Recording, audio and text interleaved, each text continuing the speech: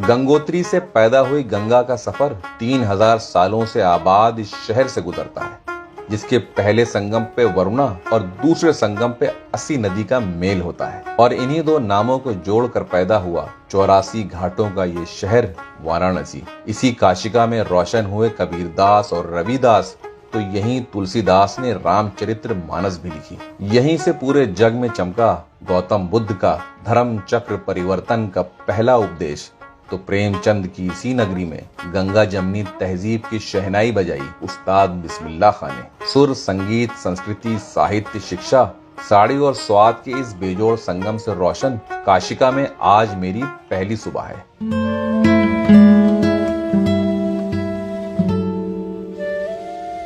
तारों के पहरे के इस पहर में जब मैं 80 घाट पहुंचा तो काशी की ये आस्था यहाँ पहले से ही टिमटिमा रही थी।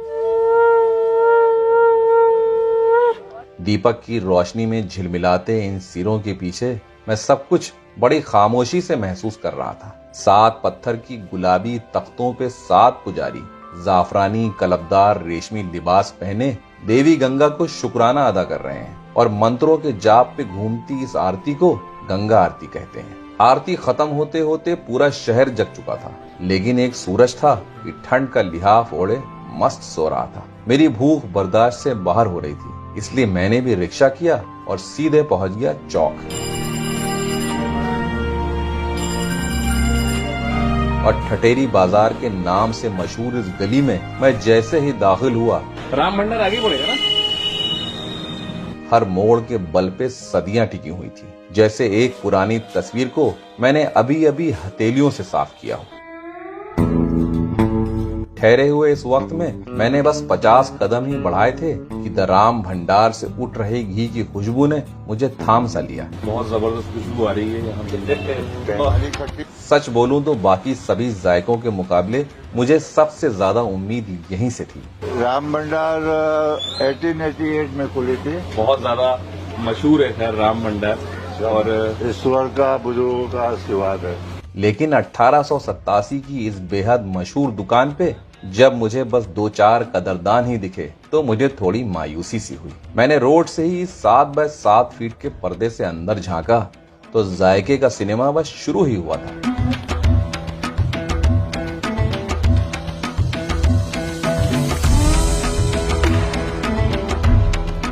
और भाप छोड़ती गरम कढ़ाई पे जलवा अफरोज थे इस पिक्चर के सबसे अहम किरदार गोलू। तो आप कितने टाइम से यहाँ काम कर रहे हैं? 20 साल हो गए आपको। आपका नाम क्या है? गुल्लू। गुल्लू। आप भी बनारस से ही हैं? पीढ़े को अपने पैरों से फंसाए गोलू गोल आटे की लोइयों से गोल गोल पूरियां बेल बेल कर कढ़ाई में लगातार एक के बाद एक तैराते जाते।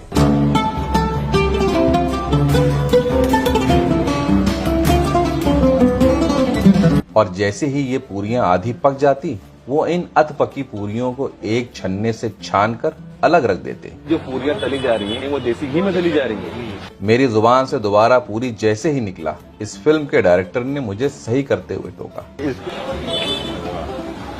इधर भीड़ बढ़ने लगी तो मुझे थोड़ा सुकून मिला। अब कढ़ाई में एक साथ 4 की जगह 10 कचौड़ियां एक साथ खस्ता होने लगी।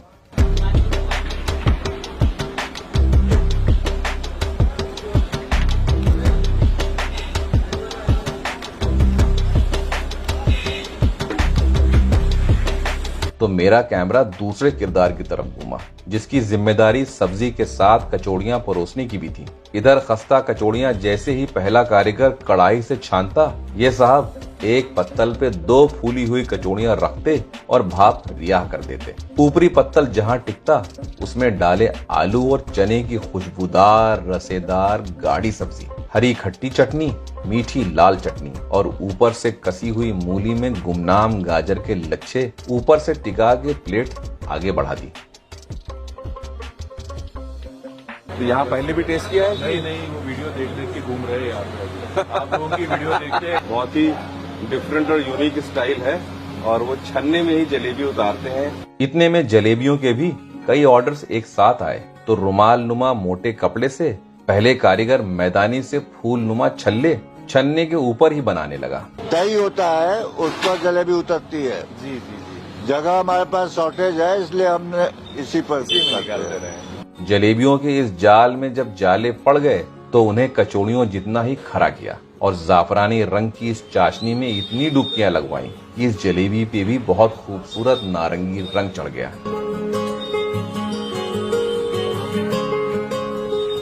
देखते ही देखते द राम भंडार का शो हाउसफुल हो गया और गोलू जी की रफ्तार चौगुनी हो गई। लेकिन वो पूरी महफिल बगैर रुके थमे अपने हुनर के जलवे से संभाले रहे। मेन चीज गरम मसाला होता है जी, अपना रेसिपी है, उसी को गरम मसाला तैयार करते हैं और उसको उसी से सब्जी वगैरह में डालते हैं। मकान, माहौल, दुकानें।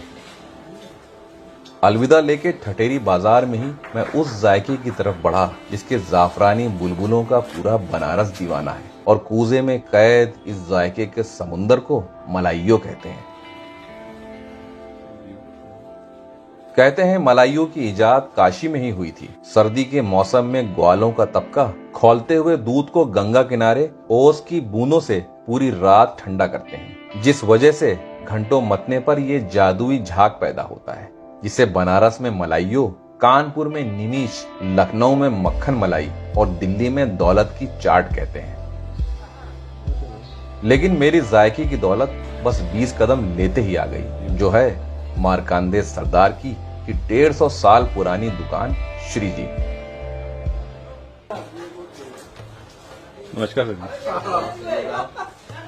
बहुत ही ज्यादा पुरानी दुकान है आपकी श्री जी। वो देखिए ना, वो देखिए, वो बनाते बनाते एकदम जो है ना, और जो ट्रेनिंग दिए हाँ, कि समझिए कि ये तो बनारस में पहला चीज हो गया। हाँ, नहीं तो कोई इसको जानता नहीं रहा, न इसके कारीगर थे। आज भी बनारस में कम से कम हजारों लोग बेचेंगे, लेकिन जो टेस्ट, हाँ। क्वालिटी, हाँ। वो ढूंढते हुए लोग यहाँ तक आते हैं। मूर्ति हुए आएंगे। ये मलैया शुरू हुए 70 साल हो गया बनारस में, हमारे क्या स्टार्ट हुआ है। अब तो बहुत बना के बेच रहे देखकर, फिर भी ऐसा बना नहीं पाएंगे। चॉकलेटी रंग की दुकान के सबसे आगे सजी 200 लीटर की लोहे की इस बड़ी सी कढ़ाई से मलाइयो बड़ी तेजी से खाली हो रहा था। ठंड में बनारस की सौगात पे दुकान के मालिक कुछ कुछ देर में पिस्ता और बादाम के तराशे हुए कतरों की बारिश कर जाफरान की बूंदों की ओस भी टपकाते और कढ़ाई की धार पे दूध की एक धार मार के कढ़ाई का कोना साफ कर देते। हाँ, केवल मैंने जाड़े में बनता है 3 महीना, जितने ज्यादा ओस पड़ेगा उतने बढ़िया स्वाद रहेगा। और इसमें क्या क्या सामान डलता है दूध के अलावा? इसमें केवल इलायची, केसर, पिस्ता, बादाम, गुलाब जल पड़ता है। जैसे मक्खन मथाता नहीं है, हाँ। उसी तरह बड़ी बड़ी मछलियाँ इनसे मथाती है। हाँ। तो कुछ दिन आधे 1 घंटे बाद इसमें लेयर आती है मोटी मक्खन की, उसमें सैफरन, इलायची, केसर मिला के। ग्राहक जैसे ही आता उसको कुल्हड़नुमा इस बर्तन जिसका बनारसी नाम पूर्वा है, उसमें इस झाग की गाढ़ी परतें काट के पूर्वे के पैमाने को बुलबुलों से ढक देते और उस पे बादाम, पिस्ता का खुरचन और जाफरान की तरी मार के दुकानदार ये जाफरानी जायका लगातार परोस रहा था। ठठेरी बाजार के कुछ निवासी इस अमृत का सेवन लगभग रोज ही करते हैं। उनके मुताबिक ये आंखों की रोशनी के लिए मुफीद है और ओस की बूंदों में अमृत के गुण हैं।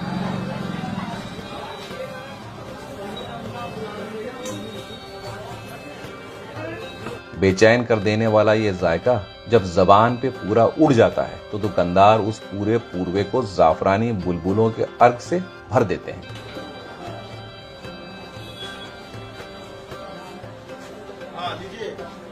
ये 100 ग्राम आता है। ये कितने का है? ये 40 रुपए का है, 40 60 रुपए किलो रहता है। उसके बाद हंडी है, देखिए इसमें 500 ग्राम आता है। ये ताजी मलाई है ये। केसर पड़ा है। अरे वाह, क्या बात है। अब आप थोड़ा सा पहले खाइए। अच्छा, ये मलाई ऊपर से चलेगी। वाह भाई वाह। दुकान के मालिक ने मेरे पूर्वे में भी मलाइयों के बाद मलाई की एक परत बीच में छुपाई और बड़ा सा ठंडा पूर्वा मेरे हाथों में थमा दिया।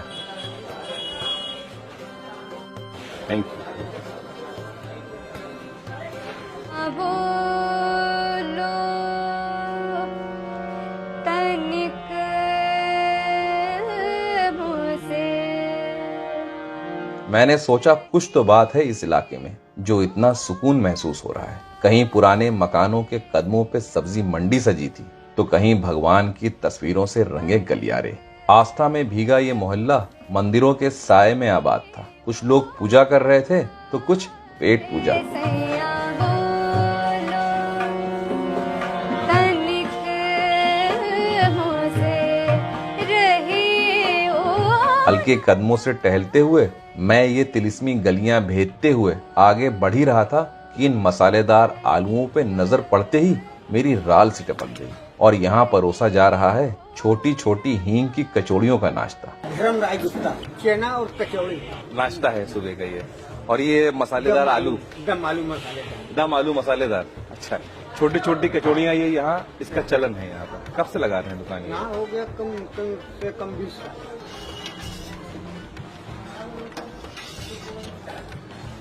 छोटी सी इस रेड़ी पे बड़ी बड़ी मूछों वाले धर्मराज गुप्ता जी ये नायाब जायका इसी ठिये पे 20 सालों से मुस्कुराते हुए परोस रहे हैं।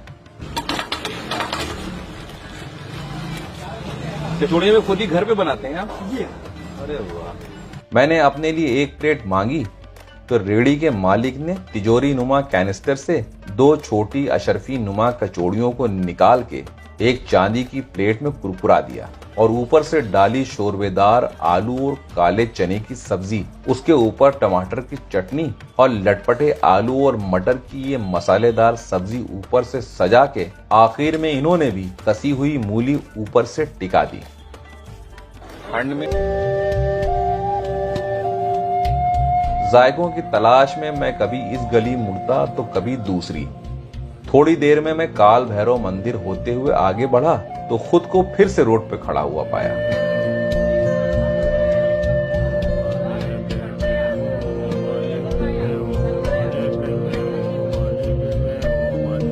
सुबह की चाय की तलब ने थका सा दिया था। मेरी इस बात से अब तो आप समझ ही गए होंगे मेरी अगली मंजिल कौन सी है। लक्ष्मी चाय वाले यहाँ से लगभग 2 किलोमीटर दूर है और चलने की मेरी हिम्मत है नहीं, इसलिए मैंने रिक्शे वाले भैया को रोका और रिक्शे में बैठ के आगे बढ़ गया।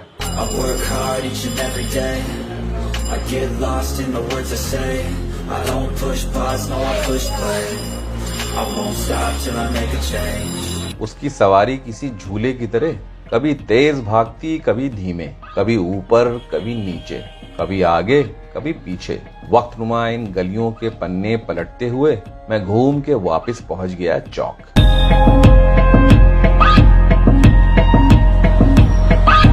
जहां हर कोने में जायके बिखरे हुए थे। भीड़ टिमटिमा रही थी और बनारस जग के इन गुलाबी दहलीजों में अब गश्त करने लगा था। और इन्हीं गुलाबी इमारतों के बीच इस अंधेरे से गलियारे में सुर्ख कोयले बाहर से ही चमक रहे थे। जहां 70 सालों से उठती है सौंधे टोस्ट की खुशबू और चाय के भाप से धुंधला गई ये दुकान ही मेरी मंजिल लक्ष्मी चाय वाला है। लक्ष्मी चाय वालों को 2 हिस्सों में बांटते इस गलियारे में ही लोहे के 3 पतले पतले ड्रम नुमा भट्टियों में कोयले पूरी शिद्दत से दहक रहे थे, जिसकी एक भट्टी पे दूध कड़ रहा था तो दूसरे पे चाय, और सबसे अनोखी चीज तीसरी भट्टी पे सिक रही थी जिसने सबसे पहले मेरा ध्यान खींचा था, और वो था ये ब्रेड को कोयलों पर टोस्ट करने का अनोखा तरीका।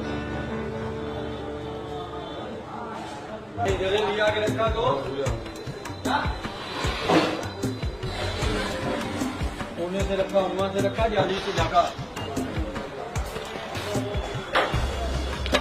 लक्ष्मी चाय वाले की शुरुआत कब से हुई है? ये आज 70 साल हो गया बस। और शुरू से ही टोस्ट और चाय बन रही है? यही है आपके पिताजी थे, उनका नाम क्या था? लक्ष्मी नारायण चौरसिया। कारीगर ने पहले तारों की जाल में 8 छोटी मगर सेहतमंद ब्रेड स्लाइसेस को एक साथ फंसा के कैद कर दिया और पंखा हाँकने की हरकत को नकल करते हुए कोयलों की गर्मी को उनमें कैद करता रहा, तब तक जब तक उस पे एक सुनहरी परत नहीं चढ़ गई।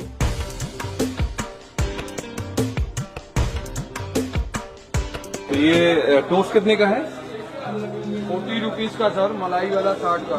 और जैसे ही ब्रेड का दूसरा हिस्सा कुरकुरा हुआ, उसने सभी स्लाइसेस पे मलाई की एक दोहरी परत चढ़ाई और उस पे बर्फीली शक्कर चमकाते हुए मेरे कहे बगैर ही 2 स्लाइसेस मेरे हाथों में थमा के कहा, फौरन खाइए वरना मुलायम हो जाएगा। मैंने भी भट्टी की गर्मी के बगल में ही बर्फ से सफेद इस टोस्ट का दूधिया जायका लिया। यहाँ चाय बनाने का अंदाज बहुत सादा है। उसने खालिस दूध में इलायची और खास किस्म की चाय पत्ती डाल के कोयलों की भट्टी पे पकाना शुरू कर दिया। सेकंड टाइम है। कैसा लगा आपको यहाँ का एक्सपीरियंस? टोस्ट पसंद आया, चाय पसंद आई? और बोलती और बताइए, अभी मेरा मन नहीं। तो मलाई टोस्ट या मक्खन वाला टोस्ट? मलाई वाला ज्यादा पसंद है। कैसी चाय? उधर इस पहले कारीगर ने फिर से 8 ब्रेड के टुकड़ों को बड़े तजुर्बे से आंच पे फिर से मुलाकात करवानी शुरू कर दी और इन मुलाकातों का सिलसिला हजारों ब्रेड के टुकड़ों के साथ यहाँ रोज होता है, लेकिन जलता एक भी नहीं है। पुख्ता सुनहरा रंग लाने के लिए तजुर्बे की जरूरत होती है। देखने में आसान मालूम होता है, लेकिन है बहुत मुश्किल।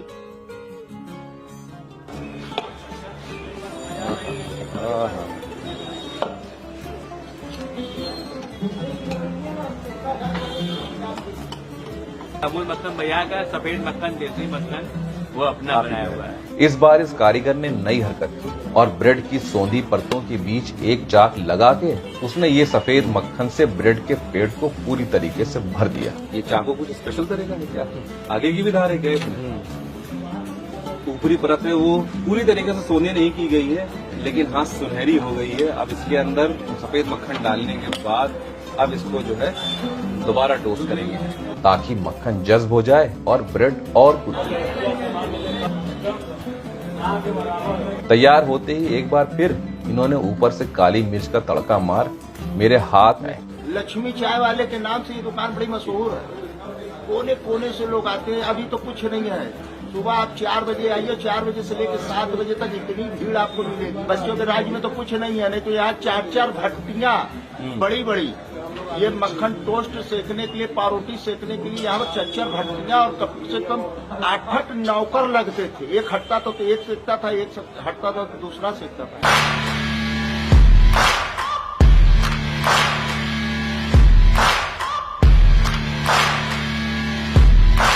दुकान में दाखिल होते ही सीढ़ियों से जुड़ी ऊंची सी नीले रंग से ढकी ब्लू लस्सी की दुकान में दुनिया भर से हजारों चाहने वालों ने इन नीली दीवारों पे पासपोर्ट साइज तस्वीरों से अपनी मोहब्बत की मुहर लगा रखी थी, जो यहाँ अब एक दस्तूर सा बन गया है। और ये सामने बड़ी सी तस्वीर है पन्ना लाल यादव जी की, जिन्होंने इस दुकान को 90 साल पहले शुरू किया था। तब ये दुकान पन्ना लाल यादव लस्सी वाले के नाम से जानी जाती थी। तो आखिर इस जगह का नाम ब्लू लस्सी पड़ा कैसे? ये सवाल मैंने बड़ी शिद्दत से लस्सी मत रहे इस दुकान की तीसरी पीढ़ी से पूछा, तो पोनीटेल बांधे बड़े संयम से बैठे चंचल यादव ने ठहरने का नरम इशारा किया और लस्सी के कुल्हड़ों में रंगों का जादू भरने लगे।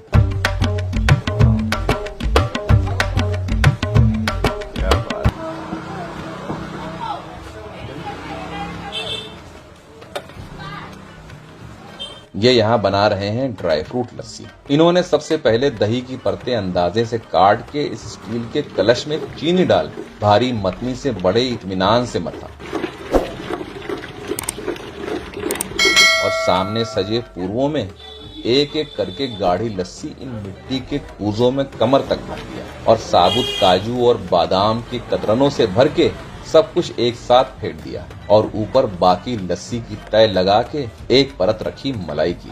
जाफरान छिड़क के फिर से बादाम, पिस्ता और काजू की ऊंची परत पूर्वे के सिर से ऊपर चढ़ा के आगे बढ़ा दी।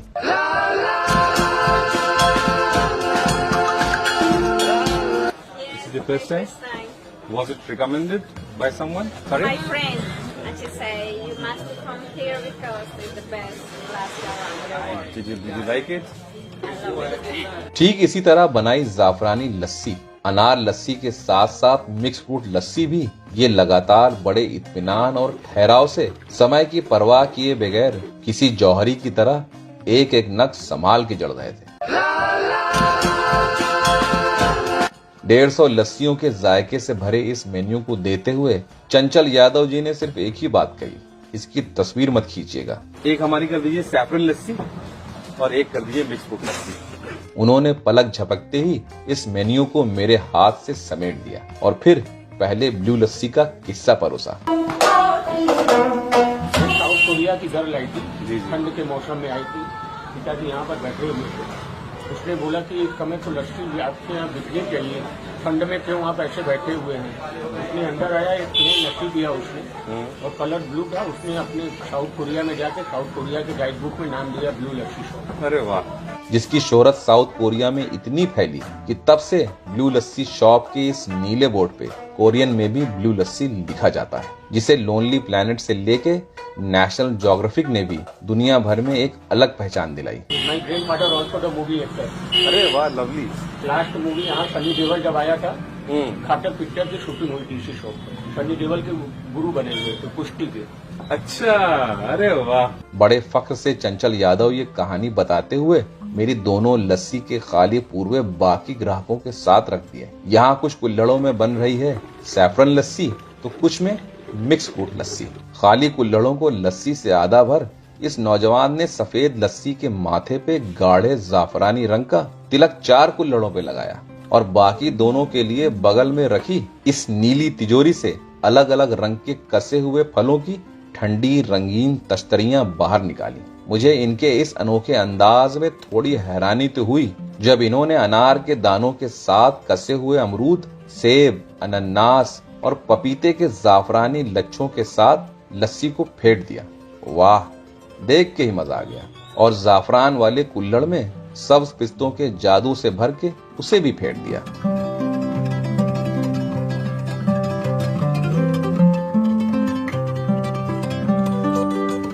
और मिक्स फ्रूट लस्सी के कुल्हड़ की गोलाई पे कसे हुए सारे फलों की एक रंगोली सी बनाई। इनकी कारीगरी पे मैं नजरें टिकाए सोच रहा था कि इतनी नजाकत और अदबो आदाब वाली लस्सी तो मैंने कहीं नहीं देखी। और उस पे अनार के दाने जड़ के बर्फीले नारियल का बुरादा डाल एक परत चॉकलेट पाउडर की भी चढ़ाई।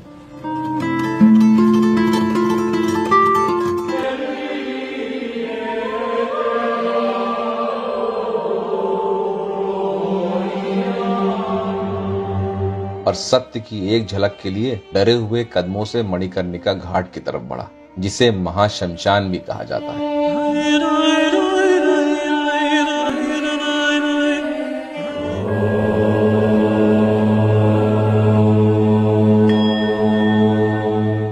हिंदू धर्म की एक मान्यता के मुताबिक भगवान शिव की पत्नी माता पार्वती के कान का एक कर्णफूल इसी जगह पे गिरा था, जो फिर कभी नहीं मिला। इसलिए इस मणिकर्णिका घाट पे जलने वाली चिताओं को जीवन मृत्यु के चक्र से आजाद होकर मोक्ष की प्राप्ति का वरदान है।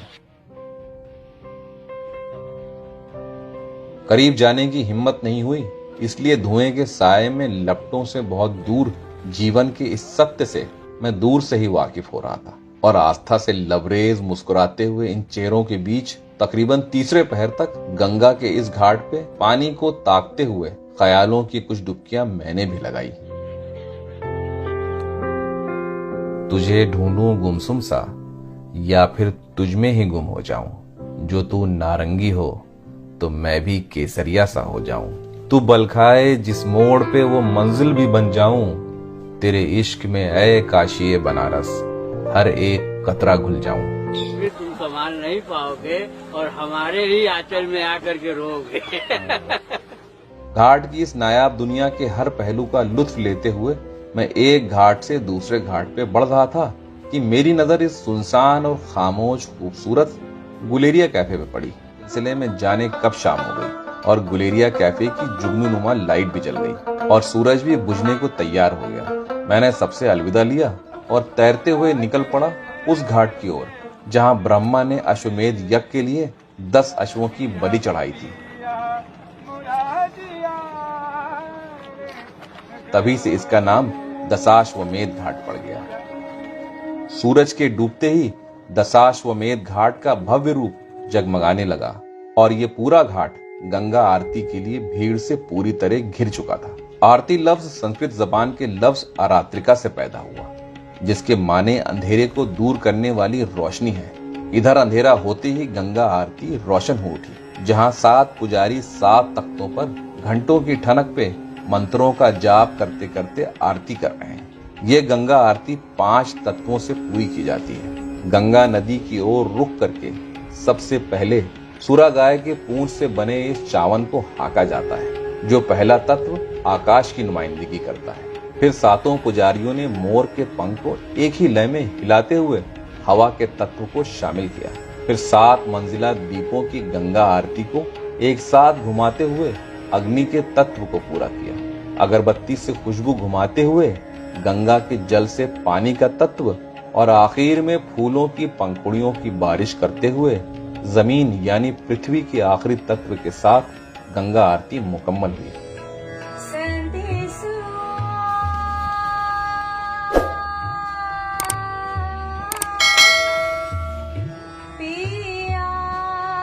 अंधेरे की आगोश में मैं ठंड में सिमटता हुआ काशी के हर मंजर का लुत्फ लेते हुए अपने होटल की तरफ